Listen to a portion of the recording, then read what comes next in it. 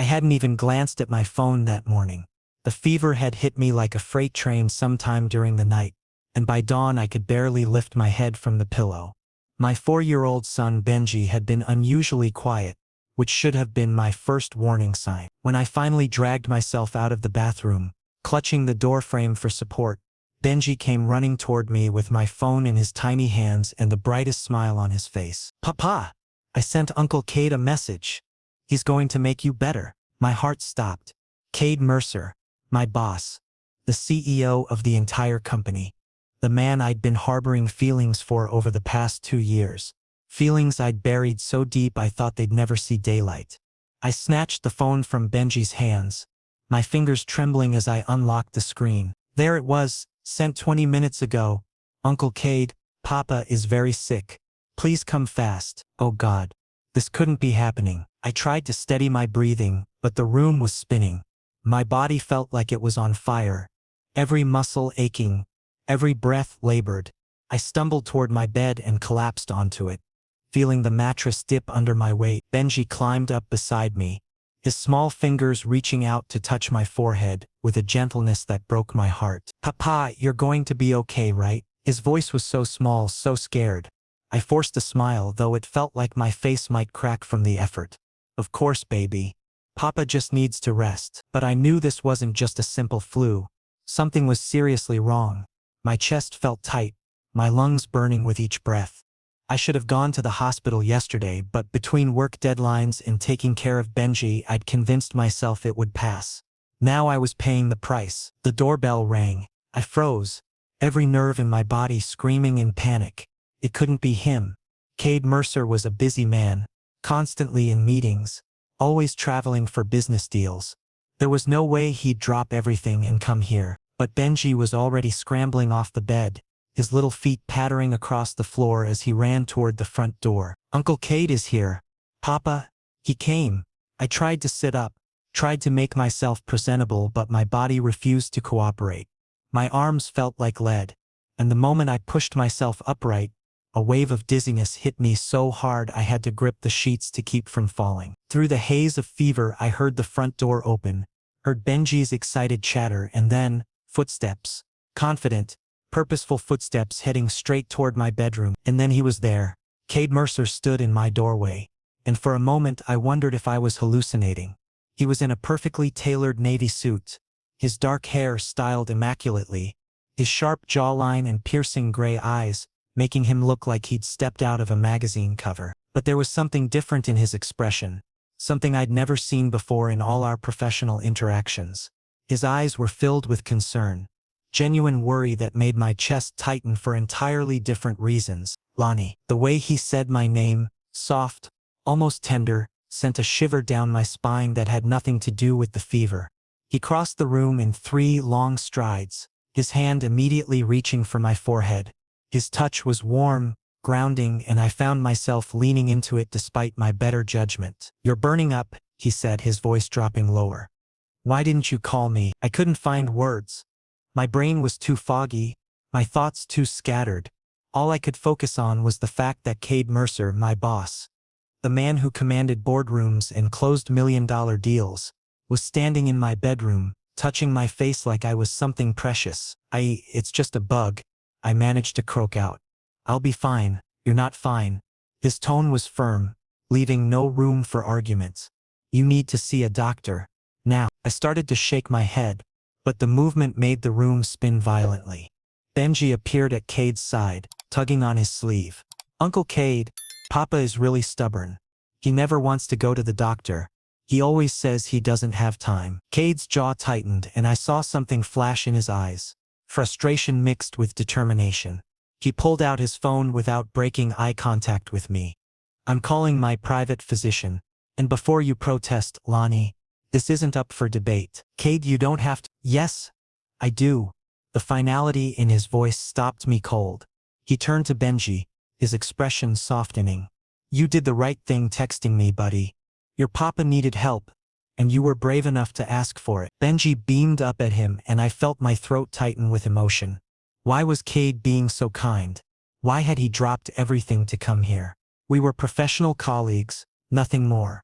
He had board meetings, investor calls, a company to run, yet here he was, making phone calls to his personal doctor on my behalf. While Cade spoke in low tones to someone on the phone, I watched him through half-closed eyes.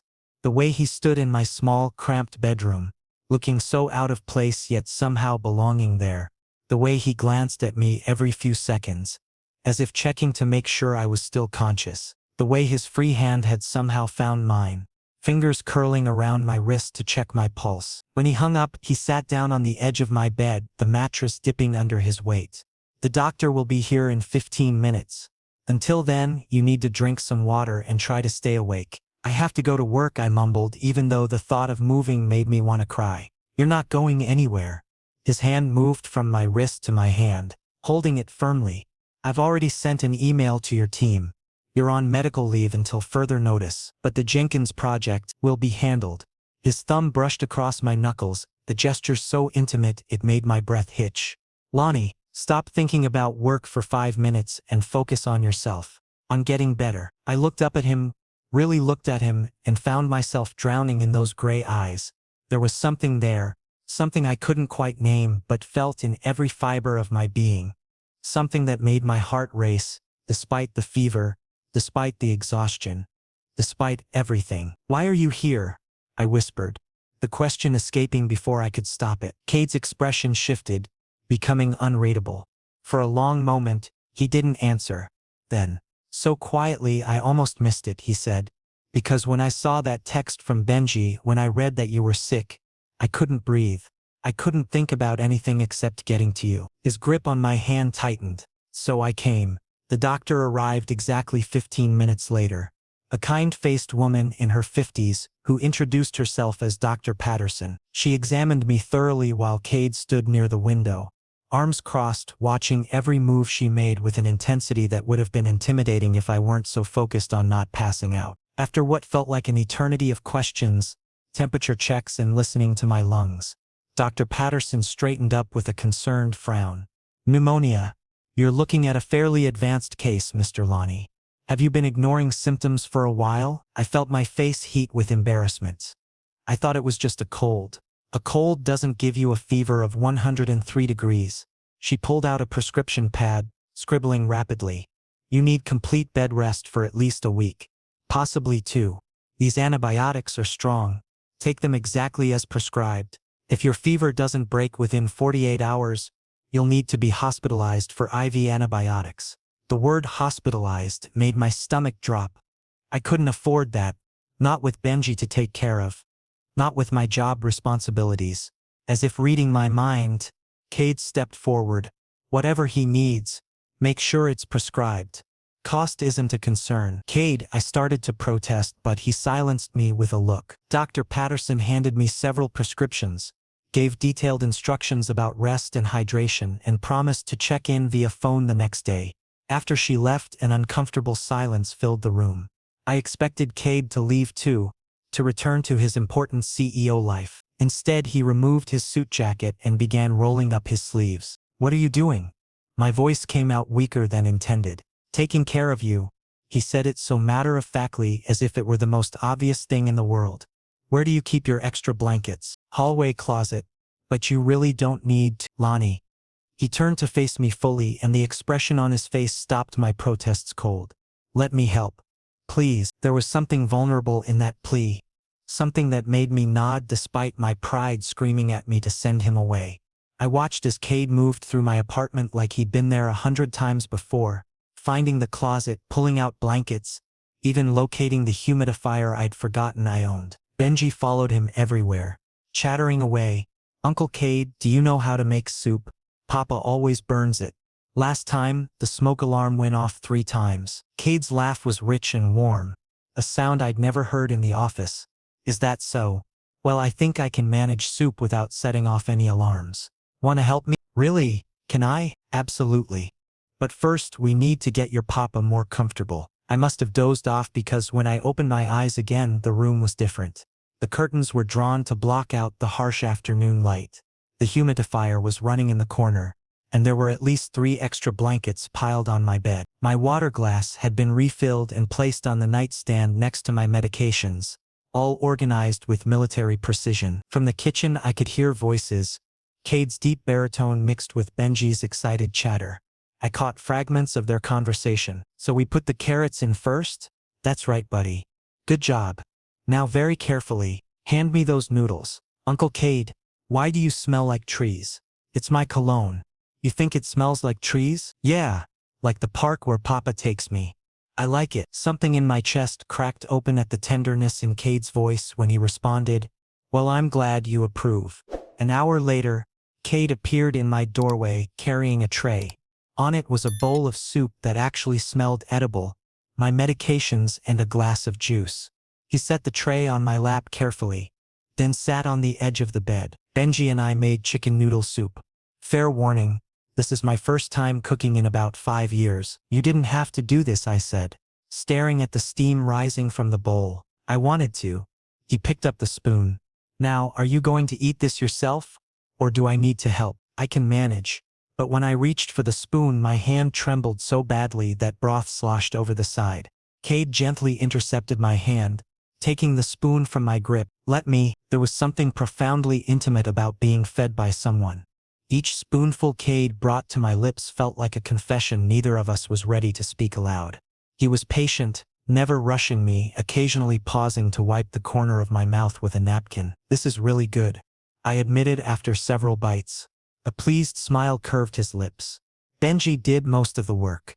I just supervised and made sure nothing caught fire." After I'd eaten as much as I could manage, Cade made sure I took all my medications, then helped me settle back into the pillows.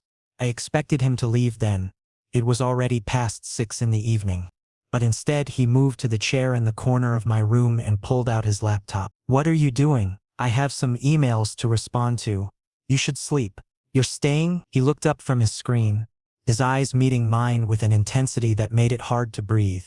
"I'm not leaving you alone when you're this sick, Lonnie.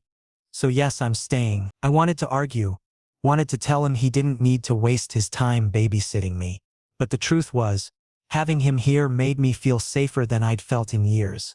So I closed my eyes and let myself drift off to the sound of his fingers on the keyboard. I woke up sometime in the middle of the night, disoriented and drenched in sweat. The fever was spiking again. I tried to sit up, but my body felt like it weighed 1,000 pounds. That's when I noticed Cade was still there, though his laptop was closed now. He was watching me, concern etched into every line of his face. "Hey," he said softly, immediately standing and coming to my side. "Your fever's breaking. That's good. You're still here." It wasn't a question, just a statement of wonder. Where else would I be? He pressed his palm to my forehead, then reached for a cool cloth I hadn't noticed on the nightstand. Gently, he wiped my face, my neck, his touch so careful it made my eyes sting. "You could be home, in your own bed. I'm exactly where I need to be." He set the cloth aside and took my hand in his. "Go back to sleep, Lonnie. I'll be right here. Promise?" "I promise." Morning light filtered through the curtains, gentler than yesterday. I woke to the smell of coffee and something else. Bacon, maybe. My fever had broken completely, leaving me weak but clear-headed for the first time in days. The fog that had wrapped around my brain was finally lifting. I made my way to the bathroom slowly, every muscle protesting. After washing my face and brushing my teeth, small victories that felt monumental, I emerged to find an unexpected scene in my kitchen. Cade stood at the stove, somehow looking both domestic and completely out of place in my tiny kitchen. He'd changed clothes. Instead of yesterday's suit, he wore dark jeans and a simple gray sweater that made his eyes look like storm clouds. Benji sat at the table, coloring in his favorite dinosaur book. "Papa!" Benji jumped up when he saw me. "Uncle Cade made breakfast.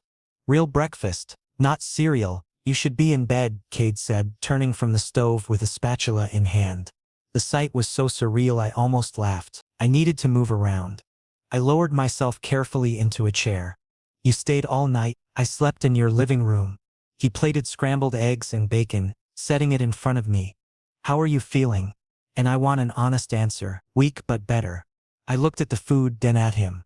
"You didn't have to do all this." "Stop saying that." There was an edge to his voice now. Not quite frustration but close. "Can't you just accept help without questioning it?" Benji watched us with wide eyes, his crayon frozen mid-stroke. I realized we were having an almost argument in front of my son, which wasn't fair to anyone. I picked up my fork. Thank you. For everything. Cade's expression softened. He poured coffee black. No sugar. Exactly how I took it at work, and handed me the mug. Our fingers brushed during the exchange, and I felt that spark again, the one I'd been trying to ignore for 2 years. After breakfast, Benji retreated to his room to play with his toys, leaving Cade and me alone at the table. The silence stretched between us, heavy with unspoken words. I should have felt awkward, should have been desperate to fill the quiet, but instead, I felt strangely comfortable. I need to take a shower, I finally said, standing up. I must look terrible. You look like someone who's been very sick. Cade stood too, and suddenly we were closer than necessary in my small kitchen. Do you need help? I think I can manage a shower on my own. I meant getting there. You're still unsteady. He was right, though I hated admitting it. My legs felt like jelly, and the walk to the bathroom seemed impossibly far. Cade seemed to sense my hesitation because he simply moved to my side, offering his arm. Come on, I'll make sure you don't fall. We made it to the bathroom door, and I expected him to leave me there. Instead, he stepped inside with me, checking that I had everything I needed: towels, soap, a bath mat so I wouldn't slip. I'll be right outside, he said. If you need anything, just call. Cade. I caught his arm before he could leave. Why are you doing this? Really? He went very still. For a long moment he didn't answer, just looked at me with those gray eyes that saw too much. Then he said, take your shower first. We'll talk after. The hot water felt like heaven against my skin, washing away the sweat and grime of the past few days. But it also gave me too much time to think about Cade's presence in my home, about the way he'd taken care of me without hesitation, about the looks he'd been giving me that went far beyond professional concern. When I emerged dressed in clean pajamas with my damp hair sticking up in every direction, Cade was waiting in the hallway. He'd sent Benji to play in his room with the promise of a trip to the park later if Papa felt up to it. Living room, he said, gesturing toward the couch. We should talk. My heart hammered as I followed him. Whatever conversation we were about to have felt momentous, life-changing. Cade waited until I was settled on the couch before sitting beside me, close enough that I could feel this warmth but not quite touching. I need to tell you something, he began, his hands clasped together between his knees. And I need you to let me finish before you say anything. I nodded, not trusting my voice. I've been watching you for over a year now, Lonnie. At first it was professional. You're damn good at your job, and I noticed that. But then it became more. I started looking more into days when we had meetings together.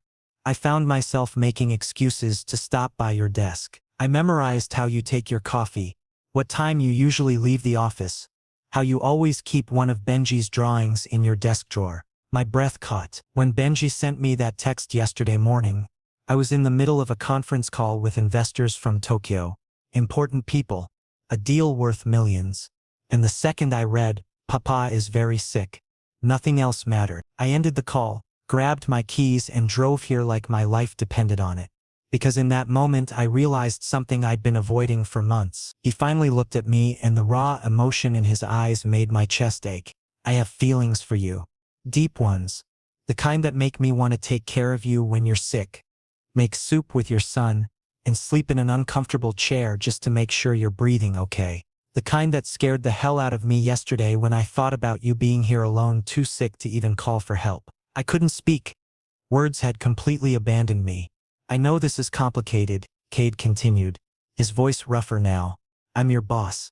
There are policies, potential conflicts of interest. If you want me to leave right now and pretend this lesson never happened, I will.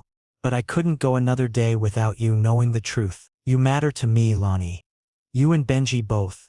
More than I knew was possible. The silence that followed was deafening. My mind raced through 1,000 responses, 1,000 concerns, 1,000 reasons why this was a terrible idea. But louder than all of that was one simple truth. I felt the same way. I don't know what to say, I finally whispered. Then don't say anything yet. He reached out slowly, giving me plenty of time to pull away, and took my hand in his. Just think about it. Think about whether you could see us as something more than professional. No pressure, no expectations, just possibility. Before I could respond, Benji's voice called from his room. Papa, Uncle Cade, come see what I built. Cade smiled, but didn't let go of my hand. We should probably, yeah. But neither of us moved. Lonnie? Yeah? Whatever you decide. I meant what I said. I'm not going anywhere. The next morning, I woke to sunlight streaming through my bedroom window and the distant sound of laughter. For the first time in days, my body didn't feel like it was being crushed under a boulder. The fever had broken completely, leaving behind only a pleasant weakness that reminded me I was healing. I sat up slowly, testing my strength, and was relieved to find that the room didn't spin. After a quick shower that left me feeling almost human again, I made my way to the kitchen and stopped dead in the doorway. The scene before me looked like something out of a dream. Cade stood at my stove, flipping what appeared to be pancakes with surprising competence. He'd changed into casual clothes, dark jeans and a navy Henley that made him look younger, more approachable. Benji sat at the table, completely absorbed in coloring a new picture, his tongue poking out in concentration. It was so painfully domestic, so normal, that my chest tightened with an emotion I wasn't ready to name. Cade must have sensed my presence because he turned, and the smile that spread across his face was genuine and unguarded. You're up? Good timing, breakfast is almost ready. He gestured to the chair. Sit. Doctor's orders say you need to take it easy for at least another week. I feel much better. I lowered myself into a chair, still not quite trusting my legs. You didn't have to stay again. Stop. The word was gentle but firm. He poured coffee into a mug and brought it to me. Black, no sugar, just a hint of cinnamon. Right? I stared at the mug, then at him. How did you know about the cinnamon? I've never mentioned that to anyone at work. I pay attention. He returned to the stove, and I caught the faint flush on his neck. You always add it from that little shaker you keep in your desk drawer. Third drawer down, left 5 behind the stapler. My heart did something complicated in my chest. The level of detail, the quiet observation, it spoke of something far deeper than casual interest. I sipped the coffee and it was perfect. Of course it was. Benji finally looked up from his coloring. Papa, look, I drew Uncle Cade making soup, and this is you in bed, and this is me helping. I examined the drawing stick figures with elaborate details that only a 4-year-old would think to include. Cade had a crown on his head labeled best, and I had hearts floating around my stick figure form. It's beautiful, buddy. I'm going to make a whole book about when you were sick and Uncle Cade saved you. Benji declared, already reaching for a fresh sheet of paper. Cade brought over plates of pancakes. Actual edible pancakes that smelled amazing. Don't oversell my cooking skills, Benji. These might be terrible, but they weren't. They were fluffy and perfectly cooked, and I found myself eating with an appetite I hadn't had in days.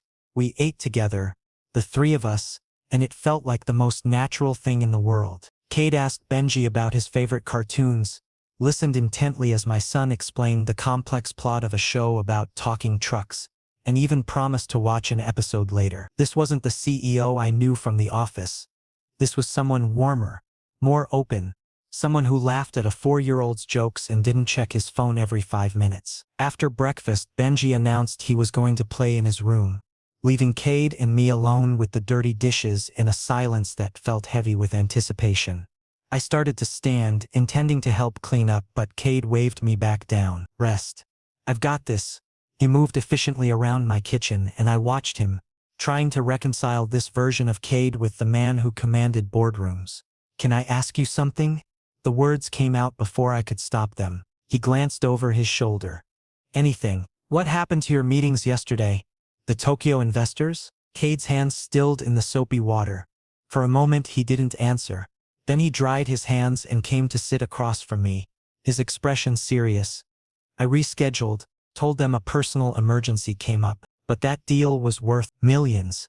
I know. He leaned forward, elbows on the table. Lonnie, do you want to know what I thought about during that entire drive here yesterday?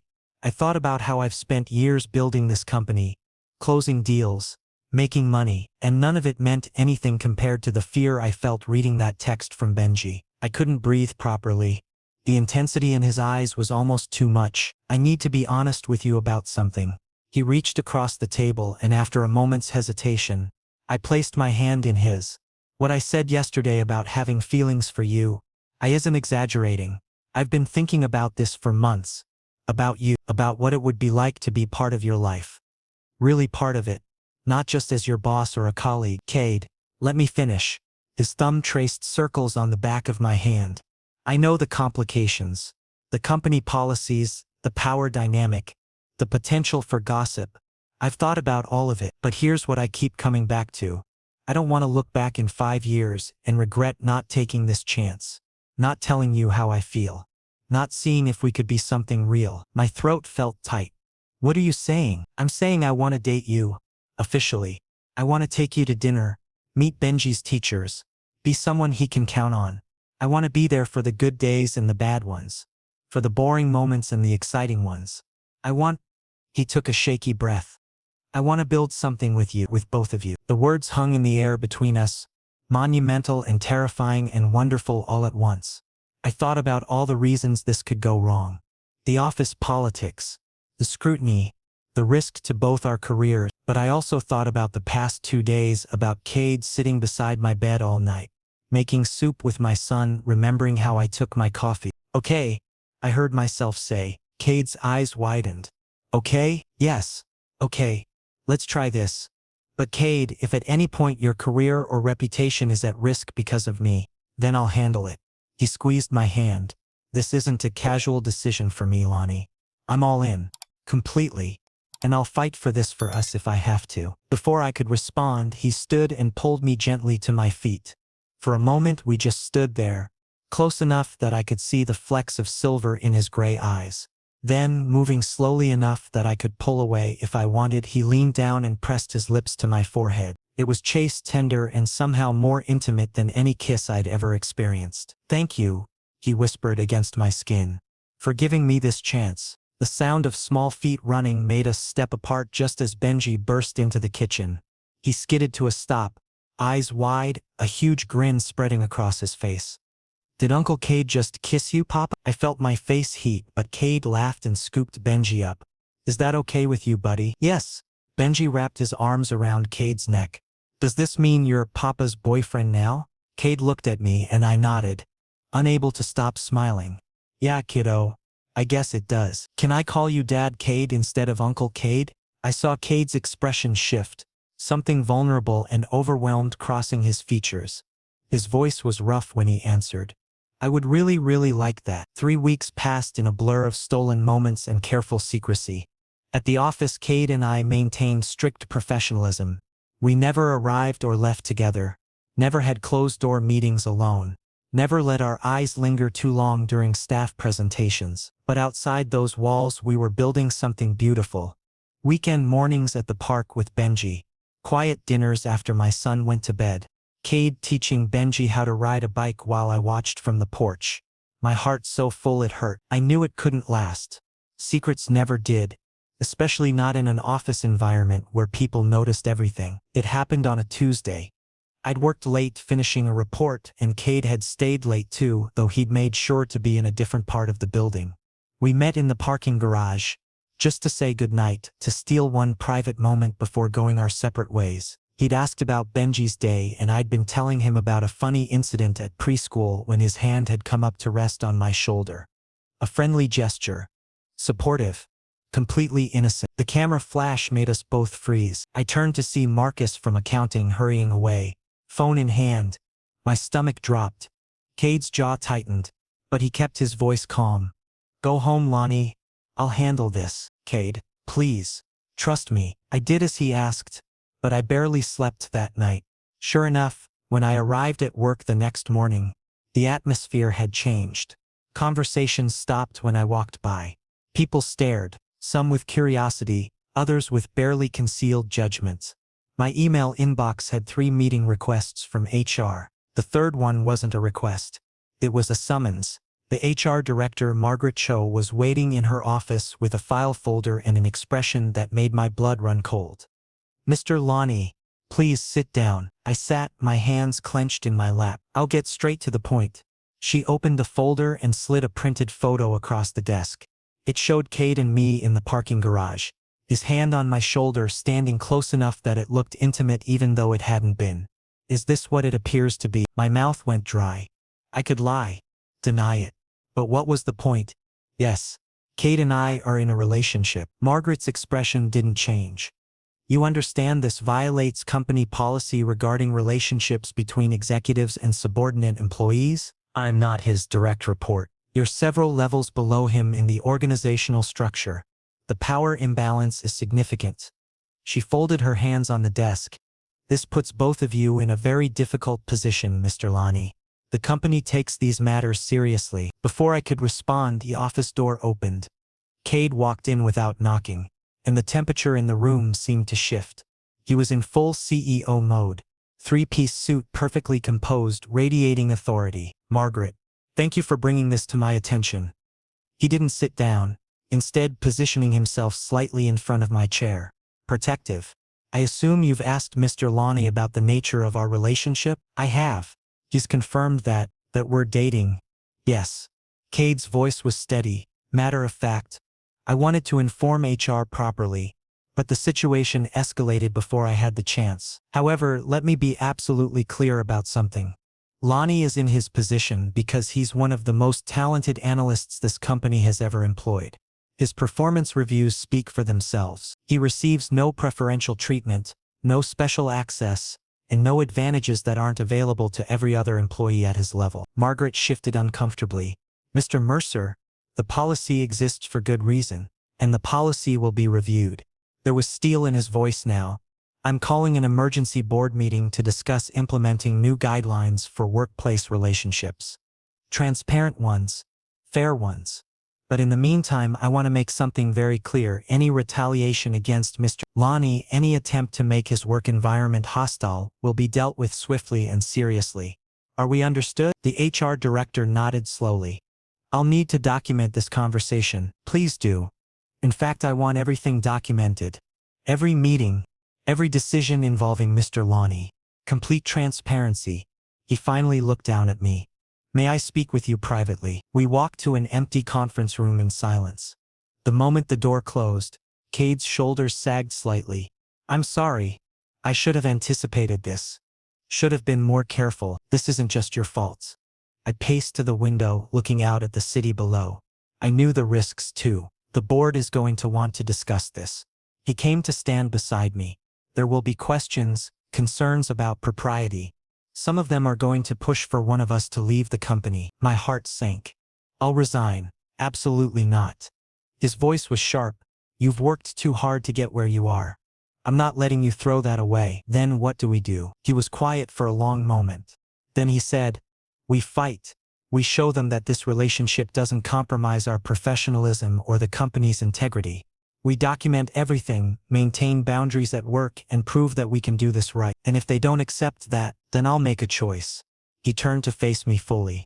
Lonnie, look at me. I did, and the intensity in his eyes made my breath catch. I've built this company from the ground up. It's been my entire life for 10 years. But if it comes down to choosing between my position here and having a future with you and Benji, he reached for my hand. I know which one matters more. I can't ask you to do that. You're not asking. I'm telling you. His grip tightened. We're going to face some difficult weeks. People are going to talk, judge, maybe even try to cause problems. But I need you to believe that I'm not going anywhere. That I'm committed to this, to us, no matter what happens. Looking at him, standing there in his expensive suit with his reputation on the line and his career potentially at risk, I realized something. This was real. He wasn't just infatuated or caught up in the moment. He meant every word. Okay, I said softly. We'll face it together. That evening when Cade came to my apartment, Benji immediately sensed something was wrong. Papa looked sad. Dad, Cade, did something bad happen? Cade knelt down to Benji's level. Some people found out that I'm your papa's boyfriend, and some of them aren't very happy about it. But I want you to know something important. Okay? Benji nodded solemnly. No matter what anyone says, no matter what happens, I'm not going anywhere. I made a promise to you and your papa, and I keep my promises. Always. Benji threw his arms around Cade's neck. Good. Because you're my dad, Cade, and I love you. I watched Cade close his eyes, holding my son close, and felt tears prick my own eyes. Whatever came next, whatever battles we had to fight, we would face them as a family. 6 months later, I stood in my apartment getting ready for dinner and marveled at how much had changed. The initial firestorm at work had been intense. Meetings with the board, revised policies, more scrutiny than I'd ever experienced in my career. But Cade had been right. By maintaining absolute professionalism at work and complete transparency about our relationship, we'd weathered the storm. My performance reviews remained exemplary. Cade's leadership was unquestioned, and slowly the gossip had died down, replaced by grudging acceptance and eventually, for most people, simple indifference. More importantly, we'd built something real. Cade had moved from being a weekend visitor to a constant presence in our lives. He had a key to my apartment, a drawer in my dresser, a spot at our dinner table. Benji's preschool teachers knew him by name. We'd fallen into routines and rhythms that felt natural, right? Tonight, though, felt different. Cade had been secretive about his plans, only telling me to dress nicely and that he'd made reservations somewhere special. When he arrived to pick us up, he looked nervous in a way I'd never seen before, adjusting his tie repeatedly, running his hand through his hair. "You okay?" I asked as we drove to the restaurant. "Perfect." But his smile was tight, and I couldn't shake the feeling that something significant was about to happen. The restaurant was beautiful, elegant without being stuffy, with a private corner booth that gave us space away from other diners. Benji was on his best behavior, excited by the fancy menu and the attention from the waitstaff. Cade engaged with him fully, asking questions about his day, laughing at his stories, but I noticed how his hand kept straying to his jacket pocket. We were halfway through the main course when Benji, in his typical 4-year-old fashion, asked the question that had clearly been on his mind. "Dad, Cade, are you going to live with us forever?" Cade set down his fork carefully. "Would you like that?" "Yes. Then you could read me stories every night and make pancakes every morning, and we could be a real family all the time instead of just sometimes." "We are a real family, buddy." Cade's voice was soft. "But I understand what you mean." He looked at me and I saw my own emotions reflected in his eyes. Hope, nervousness, love. "Actually, I wanted to talk to both of you about something tonight." My heart started pounding. Cade reached into his jacket pocket and pulled out a small velvet box. The world seemed to tilt on its axis. "Lonnie, I've been thinking about how to do this for weeks. I considered something elaborate, skywriting or a flash mob or some grand gesture. But then I realized that's not us. This is us. The three of us, sharing a meal, being together." He opened the box, revealing a simple platinum band with small diamonds circling it. "Elegant and understated and perfect. 6 months ago I walked into your apartment because your son sent me a text. I thought I was there to help with a medical emergency. What I didn't know was that I was walking into my future." His voice wavered slightly. "You and Benji have given me something I didn't even know I was missing. A home. A family. A reason to leave work on time and look forward to weekends. You've made me a better man, Lonnie. A happier one." Tears were already streaming down my face. "So I'm asking you, in front of our son, in this place where we're just another family having dinner, will you marry me? Will you let me be your husband and Benji's father, officially and forever?" Benji was bouncing in his seat, barely containing his excitement. "Say yes, Papa. Say yes." I couldn't speak. My throat was too tight, my emotions too overwhelming. So I just nodded, over and over, until finally I managed to choke out, "Yes. God, yes." Cade's hands trembled as he slid the ring onto my finger. It fit perfectly, because of course he'd paid attention to that detail too. Then he stood, pulled me to my feet, and kissed me, gentle and deep and full of promise, right there in the middle of the restaurant. Around us, other diners began to applaud, but I barely heard them. All I could focus on was this man, this moment, this beginning. Benji wiggled between us, wrapping his arms around both our legs. "We're getting married. I'm going to have 2 papas. This is the best day ever." We finished dinner in a happy daze, Benji chattering excitedly about the wedding while Cade and I kept catching each other's eyes and smiling like idiots. When we got home, I carried an exhausted Benji to bed while Cade cleaned up the kitchen. Another routine that felt like it had existed forever instead of just months. Later, we stood on my small balcony, the city spread out below us. Cade's arms wrapped around me from behind. "I meant what I said," he murmured into my hair. About you making me better. Happier. You've done the same for me. I turned in his arms to face him. I spent so long thinking I had to do everything alone. Be strong for Benji. Never ask for help. Never let anyone close enough to disappoint us. And then you showed up and just stayed.